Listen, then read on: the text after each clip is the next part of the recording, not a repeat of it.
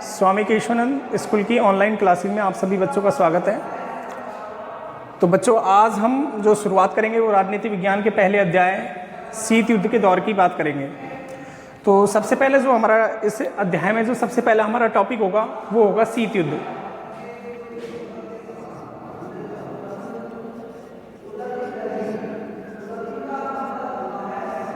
शीत युद्ध जिसे कि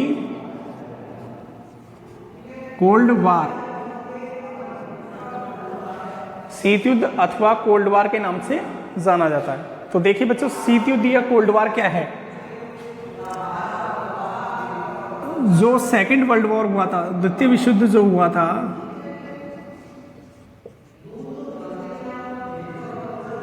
सेकेंड वर्ल्ड वॉर द्वितीय विश्व युद्ध जो हुआ था वो हुआ था 1939 से लेकर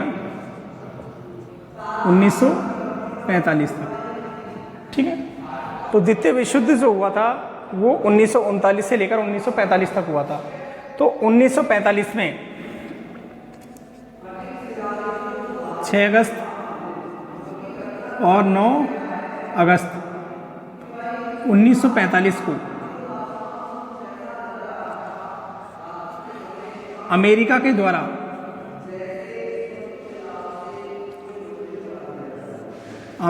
द्वारा एशिया का एक देश है जिसका नाम है जापान।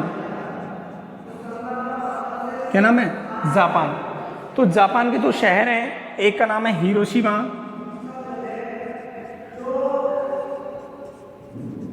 और दूसरे का नाम है नागासाकी।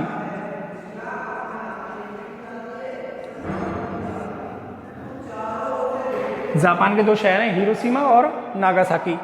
इन दोनों शहरों पर अमेरिका ने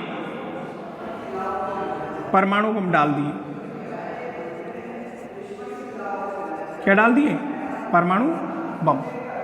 तो देखिए 6 अगस्त 1945 और 9 अगस्त 1945 को, यानी द्वितीय विश्व युद्ध के दौरान अमेरिका ने जापान के दो शहर हिरोशिमा और नागासाकी पर क्या डाले? परमाणु बम डाले। और इन परमाणु बमों को डालने से युद्ध की क्या हो गई? समाप्ति हो गई। या हम कहें कि जापान ने आत्मसमर्पण कर दिया।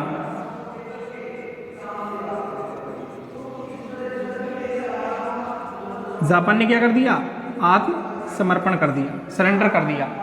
और जापान के आत्मसमर्पण करने के साथ इस युद्ध की क्या हो गई? समाप्ति हो गई। द्वितीय विश्व युद्ध की क्या हो गई? समाप्ति हो गई। ठीक है, तो देखिए द्वितीय विश्व युद्ध की हम बात करें तो द्वितीय विश्व युद्ध में दो गुट थे। एक था धुरी राष्ट्र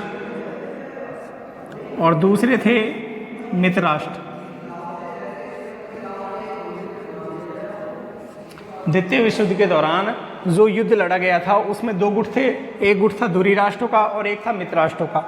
धुरी राष्ट्रों में जो प्रमुख देश थे वो थे जापान, जर्मनी, इटली, अन्य। ठीक है, तो मुख्य जो तीन देश थे वो कौन कौन से थे? Japan, Germany, Italy. इन्हें रोम, बर्लिन, टोक्यो के नाम से भी जाना जाता है, क्योंकि रोम इटली की राजधानी, बर्लिन जर्मनी की राजधानी और टोक्यो जापान की राजधानी। तो धुरी राष्ट्रों में जो गुट बना हुआ था उसके जो प्रमुख तीन देश थे वो कौन कौन से थे? जापान, जर्मनी और इटली। दूसरी तरफ थे मित्र राष्ट्र, और मित्र राष्ट्रों में जो प्रमुख देश थे वो थे रूस,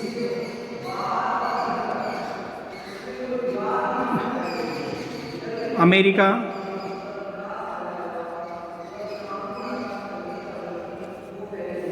इंग्लैंड, फ्रांस और अन्य देश।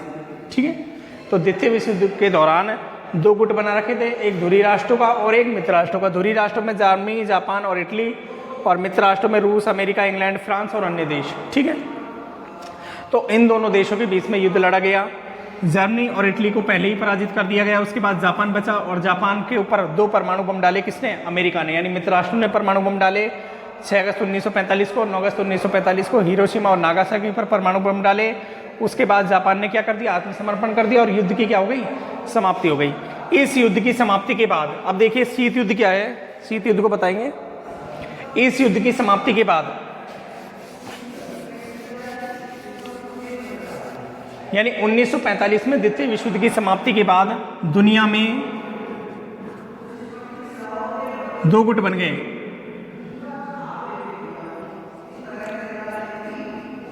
एक गुट बन गया सोवियत संघ के नेतृत्व में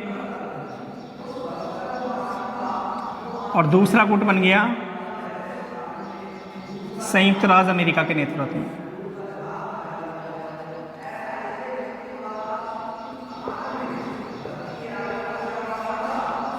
ठीक है, एक गुट बन गया सोवियत संघ के नेतृत्व में और एक गुट बन गया संयुक्त राज्य अमेरिका के पक्ष में।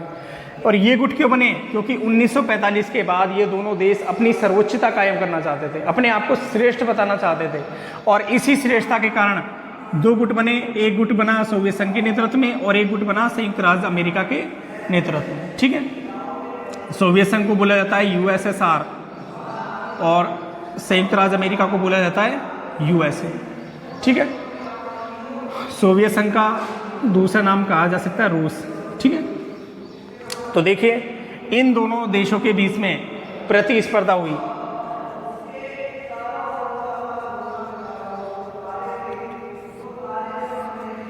प्रतिस्पर्धा हुई या फिर कह सकते हैं युद्ध की स्थिति बनी।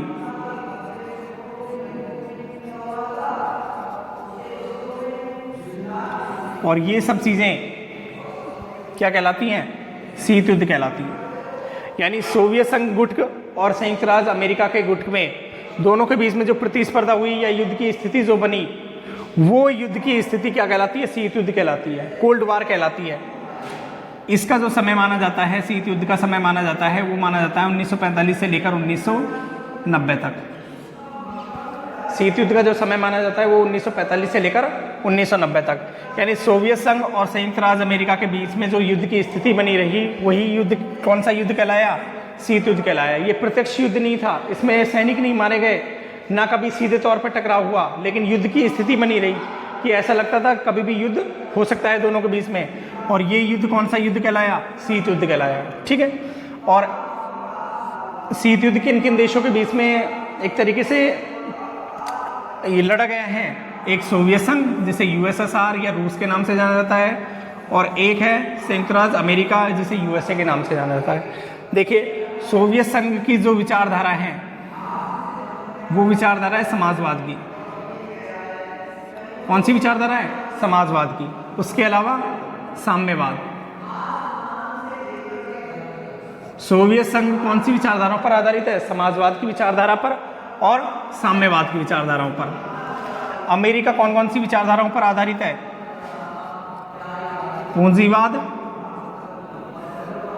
और उदारवाद। ठीक है, यानी इन्होंने क्या किया? 1945 के बाद अपने अपने गुटों में और देशों को शामिल करना शुरू कर दिया। जैसे जो देश समाजवाद के समर्थक थे या साम्यवाद के समर्थक थे, वो कौन से गुट में शामिल हो गए? सोवियत संघ के गुट में शामिल हो गए। और जो देश पूंजीवाद के समर्थक थे या उदारवाद के जो समर्थक थे, वो कौन से गुट में शामिल हो गए? संयुक्त राज्य अमेरिका के गुट में शामिल हो गए। ठीक है, तो देखिए सोवियत संघ के गुट में कौन कौन से देश शामिल हुए? देखिए सोवियत संघ के गुट में शामिल हुए थे पूर्वी यूरोप के देश, पूर्वी यूरोप के देश तथा चीन, कोरिया जैसे एशियाई देश।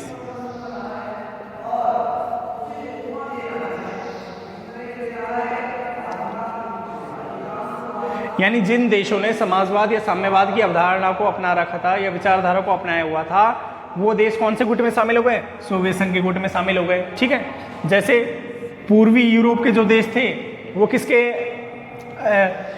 ज़्यादा संपर्क में थे? सोवियत संघ के ज़्यादा संपर्क में थे, इसलिए वो सोवियत संघ के गुट में शामिल हो गए। उसके अलावा चीन जो देश है वो साम्यवादी देश है, तो चीन किस गुट में शामिल हो गया? सोवियत संघ के गुट में शामिल हो गया। कोरिया, उत्तर कोरिया और दक्षिण कोरिया कैसे देश है? साम्यवादी देश हैं, तो ये दोनों भी किस में शामिल हो गए? सोवियत संघ के गुट में शामिल हो गए। ठीक है, उसके बाद देखिए संयुक्त राज्य अमेरिका के गुट में कौन कौन शामिल हुए? इसमें अधिकतर वही देश थे जो मित्र राष्ट्रों में थे। रूस को छोड़कर। जो मित्र राष्ट्र थे ना, जैसे फ्रांस,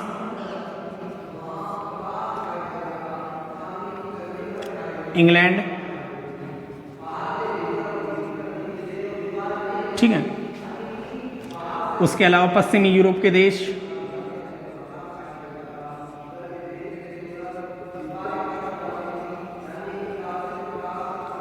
पश्चिमी यूरोप के देश, तो ये सारे देश किस में शामिल हुए? अमेरिका के गुट में शामिल हुए, ठीक है। तो देखिए शीत युद्ध सोवियत संघ और अमेरिका के बीच में लड़ा गया, ठीक है। ये वास्तविक युद्ध नहीं था, ये एक काल्पनिक युद्ध था, या युद्ध की संभावना बनी, लेकिन इसमें ना तो लोग मरे ना इसमें खून बहा, एक तरीके से युद्ध की स्थिति बनी रही और ऐसा लगता था कि अब युद्ध हो जाएगा, अब युद्ध हो जाएगा, ठीक है, यानी युद्ध की संभावना बनी रहती थी।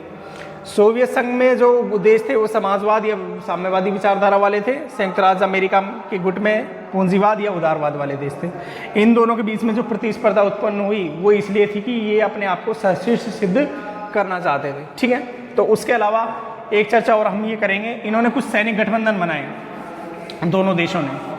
तो देखिए कौन कौन से सैनिक गठबंधन बनाए। सोवियत संघ, ये दूसरा संयुक्त राज्य अमेरिका। देखिए सबसे पहले जो सैनिक गठबंधन बनाया था वो बनाया था नाटो। क्या नाम है? नाटो। नाटो, इसको हिंदी में बोलेंगे उत्तर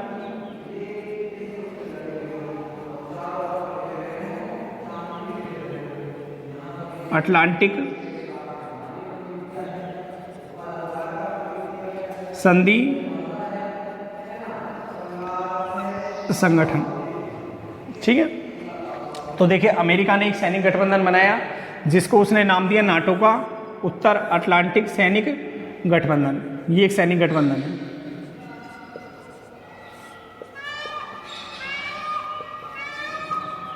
अब देखिए ये सैनिक गठबंधन क्यों बनाया गया। इस सैनिक गठबंधन को बनाने का उद्देश्य ये था कि अमेरिका के गुट में जो शामिल थे, संयुक्त राज्य अमेरिका के गुट में जो शामिल थे, यानी पूंजीवादी गुट में जो देश शामिल थे, उन देशों पर किसी देश के ऊपर भी हमला होता है सोवियत संघ के द्वारा या सोवियत संघ के मित्र देशों के द्वारा, सोवियत संघ के गुट में जो देश है ना, उनके द्वारा अमेरिका के किसी भी देश पर हमला किया जाता है, अमेरिका के गुट के किसी भी देश पर हमला किया जाता है, तो ये सैनिक गठबंधन उसके खिलाफ क्या करेगा? युद्ध करेगा। मेरा कहने का मतलब ये है कि जो नाटो में जो शामिल देश हैं, और नाटो में कौन से देश शामिल हैं? जो अमेरिका के गुट में शामिल है, अर्थात पूंजीवादी गुट में जो शामिल है, इन देशों पर, पूंजीवादी गुट में शामिल देशों पर किसी भी एक देश पर हमला होता है तो ये सारे देश उसे अपने ऊपर हमला समझेंगे और उसके खिलाफ क्या करेंगे? जवाबी कार्रवाई करेंगे, ठीक है। उसके बाद नाटो के बनने के बाद सोवियत संघ ने भी एक और सैनिक गठबंधन बनाया जिसका नाम है SEATO, Warsaw pact. Warsaw pact,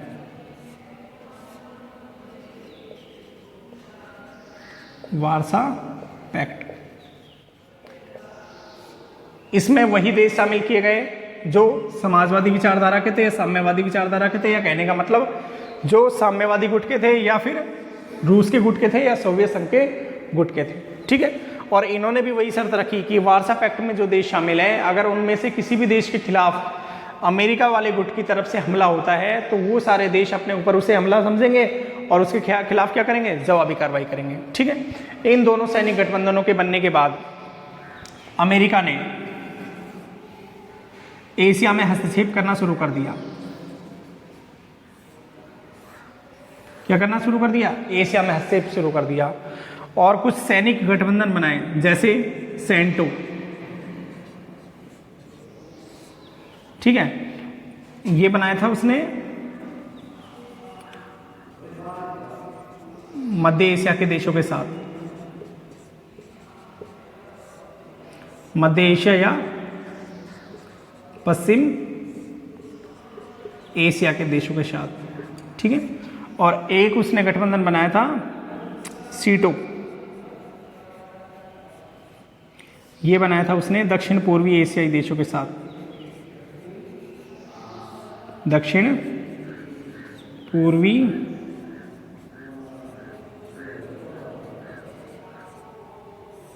एशियाई देशों के साथ, ठीक है। तो देखिए, सबसे पहले अमेरिका ने गठबंधन बनाया, सैनिक गठबंधन, जिसको नाम दिया नाटो। फिर उसके बाद सोवियत संघ ने 1955 में वार्सा पैक्ट जो बना है वो कब बना है? 1955 में बना है। और नाटो का जो निर्माण हुआ है वो 1949 में, 1949 में, ठीक है। तो अमेरिका के द्वारा नाटो बनाया गया 1949 में। उसके जवाब में सोवियत संघ ने भी एक गुट बना लिया और उस गुट का नाम, वो सैनिक गठबंधन बना लिया जिसका नाम है वार्सा पैक्ट, जिसका निर्माण हुआ 1955 में। उसके बाद अमेरिका ने क्या किया? एशिया में हस्तक्षेप किया और एशिया के देशों के साथ उसने सैनिक गठबंधन बनाए। पहला जो सैनिक गठबंधन बनाया वो बनाया था सीटो, जो कि दक्षिण पूर्वी एशियाई देशों के साथ बनाया। और फिर उसके बाद एशिया में ही उसने एक और सैनिक गठबंधन बनाया, सेंटो, जो कि मध्य एशिया या पश्चिम एशिया के देशों के साथ बनाया। तो ये आपको 4 सैनिक गठबंधन पढ़ने हैं, नाटो, वार्सा पैक्ट, सीटो और सेंटो, ठीक है। उसके बाद देखिए, तो शीत युद्ध में हम जो बात करेंगे वो सोवियत संघ और संयुक्त राज्य अमेरिका के बीच में प्रतिस्पर्धा की बात करेंगे, युद्ध की स्थितियों के बारे में बात करेंगे। तो देखिए, शीत युद्ध की एक परिभाषा सुन लीजिए, सीधी सी सरल सी। शीत युद्ध एक ऐसा काल्पनिक युद्ध था जिसमें ना तो खून बहा, ना सैनिक मरे, ना युद्ध हुआ, लेकिन युद्ध की क्या रही? संभावना बनी रही, युद्ध की स्थिति बनी रही, ठीक है। वो क्या कहा गया? उसे शीत युद्ध कहा गया, कोल्ड वार कहा गया, ठीक है। शीत युद्ध का जो समय है वो 1945 से लेकर 1990 तक का, ठीक है। अब देखिए आगे,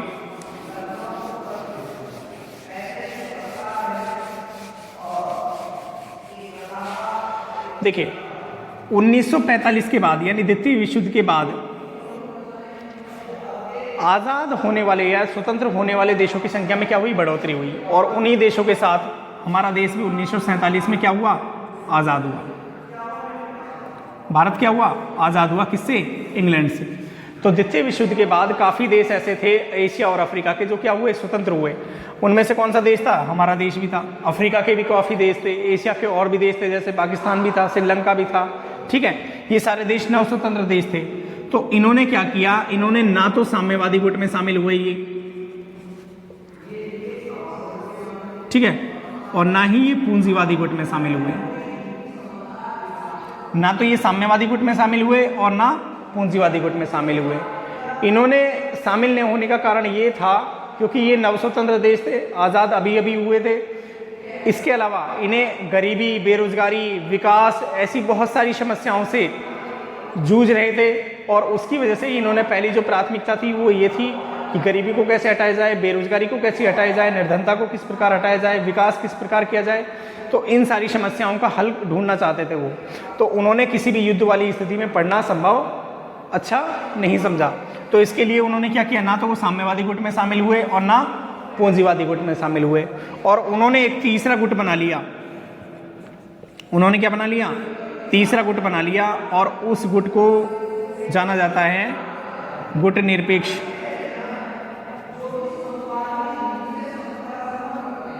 गुट निरपेक्ष आंदोलन के नाम से, ठीक है। तो ऐसे कुछ देश थे, ऐसे 9 स्वतंत्र देश थे जो ना तो साम्यवादी गुट में शामिल हुए ना पूंजीवादी गुट में शामिल हुए। और उन्होंने अपना एक क्या बना लिया? एक तीसरा गुट बना लिया। और उस गुट को नाम दिया गया गुट निरपेक्ष आंदोलन। इस गुट की जो शुरुआत हुई वो 1960 के दशक में हुई। कब हुई?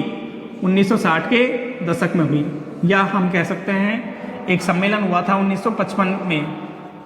1955 ईस्वी में एक सम्मेलन हुआ था। उस सम्मेलन का नाम है बार्डुंग सम्मेलन। कौन सा सम्मेलन? बार्डुंग सम्मेलन, ठीक है।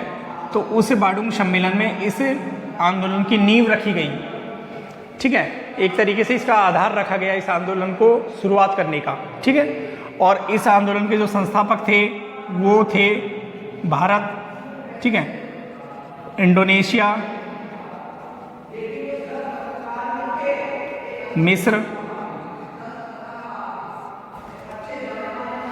यूगोस्लाविया और घाना, ठीक है। घाना अफ्रीका में है, यूगोस्लाविया यूरोप में है, भारत एशिया में है, इंडोनेशिया भी एशिया में है और मिस्र अफ्रीका में है, एशिया में है। तो इन सारे देशों ने मिलकर कौन से आंदोलन की नींव रखी? गुट निरपेक्ष आंदोलन की नींव रखी। और गुट निरपेक्ष आंदोलन की नींव जो रखी गई वो 1960 के दशक में रखी गई। इनका एक तरीके से मुख्य लक्ष्य ये था कि ये ना तो पूंजीवादी गुट में शामिल होना चाहते थे और ना साम्यवादी गुट में शामिल होना चाहते थे। इन्होंने इसलिए अपना एक तीसरा गुट बना लिया कि हमें क्या रहना है, तटस्थ रहना है। क्या रहना है? तटस्थ रहना है, न्यूट्रल रहना है। ठीक है, तो ना तो ये रूस की तरफ थे और ना ये अमेरिका की तरफ थे, तो भारत भी उन्हीं देशों में शामिल था। तो इसकी जो स्थापना है वो 1955 के बाडुंग सम्मेलन से हुई। उसके बाद 1961 में बेलग्रेड सम्मेलन हुआ, इसमें इसकी नींव रख दी गई है। ठीक है, और उसके बाद धीरे धीरे इसकी संख्या 5 से बढ़कर अब वर्तमान में 100 से ऊपर है। ठीक है, तो ये हो गया गुटनिरपेक्ष आंदोलन। उससे पहले मैंने आपको साम्यवादी गुट बता दिया और पूंजीवादी गुट बता दिया। तो ये सारे जो टॉपिक हैं वो किस में आते हैं? शीत युद्ध में आते हैं, कोल्ड वॉर में आते हैं। ठीक है,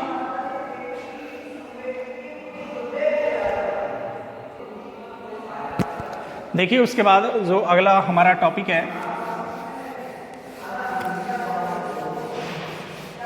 वो भी शीत युद्ध से ही संबंधित है और उसका नाम है क्यूबा मिसाइल संकट।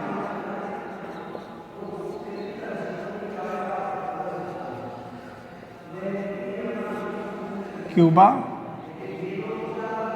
मिसाइल संकट। ठीक है, तो देखिए एक देश का नाम है क्यूबा। क्या नाम है? क्यूबा। ये जो देश है ये उत्तरी अमेरिका महाद्वीप में पड़ता है। कौन से महाद्वीप में? उत्तरी अमेरिका में। ठीक है, उत्तरी अमेरिका महाद्वीप में अन्य जो देश हैं वो हैं अमेरिका, जिसे यूएसए के नाम से जाना जाता है, कनाडा, मैक्सिको, उसके अलावा वेस्ट इंडीज़ का जो नाम सुना होगा आपने वो देश जमैका है, बारबाडोस है। ठीक है, और अन्य देश, ये सारे देश कौन से हैं उसमें महाद्वीप में? उत्तरी अमेरिका महाद्वीप में। तो क्यूबा भी कौन से महाद्वीप में है? उत्तरी अमेरिका महाद्वीप में। क्यूबा जो स्थित है वो अमेरिका के पड़ोसी देश है। पड़ोसी देश का मतलब उसके पास ही स्थित है, अमेरिका के पास। ठीक है, लेकिन जब ये गुट बन रहे थे 1945 के बाद, तो क्यूबा अमेरिका के गुट में शामिल नहीं होकर कौन से गुट में शामिल हो गया? साम्यवादी। कौन से गुट में शामिल हो गया? साम्यवादी गुट में शामिल हो गया। ठीक है, अर्थात इसका जो झुकाव है वो रूस की तरफ हो गया, सोवियत संघ की तरफ हो गया, सोवियत रूस की तरफ हो गया, जबकि ये नज़दीकी कौन से देश का है? अमेरिका का है। ठीक है, 1961 में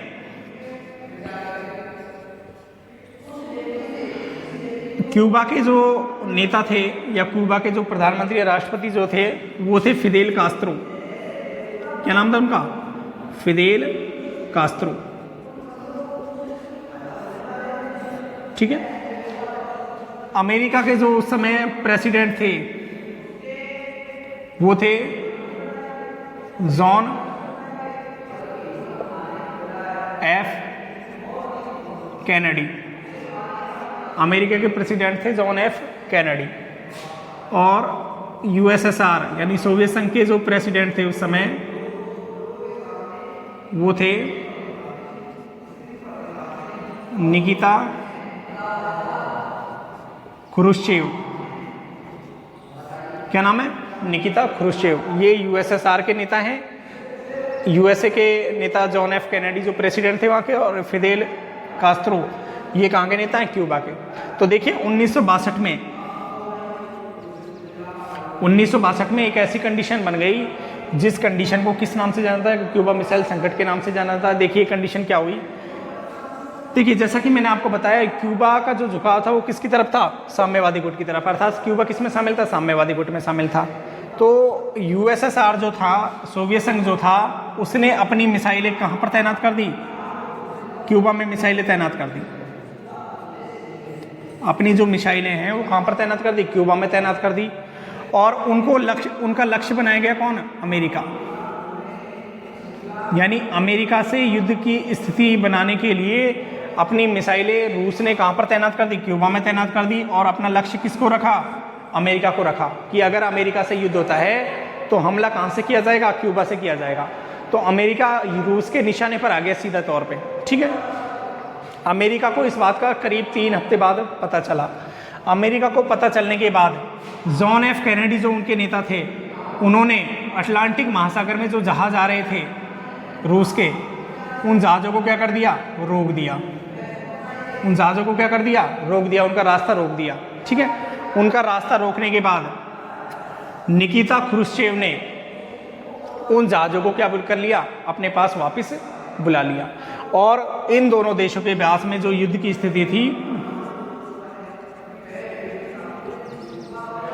युद्ध होने की जो स्थिति थी वो क्या हो गई, टल गई। यानी जब उन्होंने अपनी मिसाइलें तैनात कर दी ना, रूस ने जब अपनी मिसाइलें क्यूबा में तैनात कर दी और उनका लक्ष्य कौन सा देश रखा गया, अमेरिका रखा, तो ऐसा लग रहा था अब इन दोनों देशों के बीच में क्या शुरू हो जाएगा, युद्ध शुरू हो जाएगा। लेकिन जॉन एफ कैनेडी ने सावधानीपूर्वक ध्यान दिया और जो रूस के जो जहाज आ रहे थे क्यूबा, उन जहाज़ों को रोक दिया। और रोकने के बाद निकिता क्रुश्चेव ने उन जहाज़ों को वापस बुला लिया, क्योंकि अगर युद्ध होता इन दोनों के बीच में, अमेरिका और रूस के बीच में युद्ध होता, तो तीसरा वर्ल्ड वॉर होता और तीसरे वर्ल्ड वॉर होने के कारण इन दोनों देशों को ही क्या पहुंचता, नुकसान पहुंचता। क्योंकि जो ये युद्ध होता ये परमाणु युद्ध होता, क्योंकि जो परमाणु हथियार थे दोनों देशों के पास थे और परमाणु हथियार के होने से दोनों देशों को नुकसान होता। तो इसलिए निकिता क्रुश्चेव ने उन जहाज़ों को वापस बुला लिया और जो युद्ध की स्थिति है वो क्या हो गई, टल गई। तो ये जो संकट है ये क्यूबा मिसाइल संकट के नाम से जाना जाता है। और ये कब हुआ है, 1962 में। ठीक है, तो देखिए क्यूबा मिसाइल संकट क्या है। क्यूबा एक अमेरिका महाद्वीप का एक देश है और इसके जो नेता थे वो फिदेल कास्त्रो थे, जिनका झुकाव किसकी तरफ था, सोवियत संघ की तरफ था। उसके बाद सोवियत संघ ने क्या किया, वहाँ पर मिसाइलें तैनात कर दी, परमाणु मिसाइलें तैनात कर दी अमेरिका को लक्ष्य बनाकर। अमेरिका को इस बात का 3 हफ्तों बाद पता चला। उसके बाद अमेरिका के जो राष्ट्रपति जॉन एफ कैनेडी, उन्होंने क्या किया, जो जहाज आ रहे थे रूस की तरफ उन जहाज़ों को रोक लिया। उसके बाद रूस के जो राष्ट्रपति थे, सोवियत संघ के जो राष्ट्रपति थे निकिता क्रुश्चेव, उन्होंने उन जहाज़ों को क्या कर लिया, वापस बुला लिया। और वापस बुलाने के बाद उस युद्ध की स्थिति क्या हो गई, टल गई। ठीक है, तो इस प्रकार हमारा जो ये टॉपिक है शीत युद्ध वाला, ये कंप्लीट होता है। इसके बाद जो अगली हमारी कक्षा होगी उसमें हम नेक्स्ट टॉपिक की चर्चा करेंगे। धन्यवाद।